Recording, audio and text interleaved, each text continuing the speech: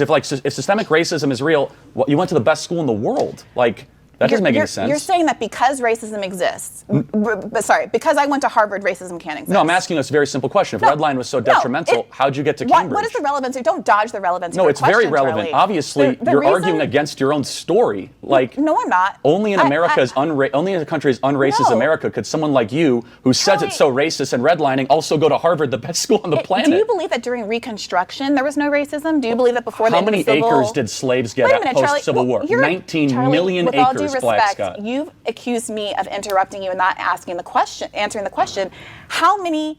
Do you believe there was racism prior to the end of the Civil Rights Movement and prior to basically during Reconstruction after the end of the? Of course there was. Do I think it actually had an impact? Do you know that there were black people who went to Harvard during that period? Do you think that racism didn't exist because black people didn't go? That black people went to Harvard. That's a good point. I didn't know that, but that's an amazing point. Once again, saying just because somebody's able to get to Harvard, then it can't be a racist country is not really addressing the points that she's making. And if people were able to get into Harvard before the Civil Rights movement, then it actually debunks what he's trying to equate with people being able to get into Harvard.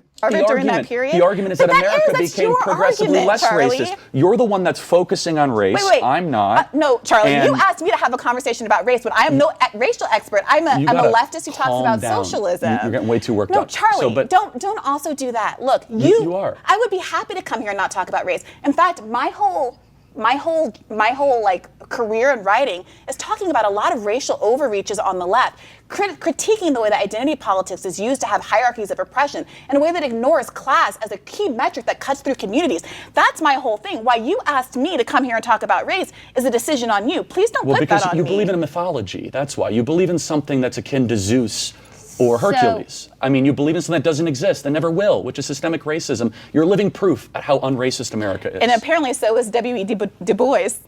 Moving to the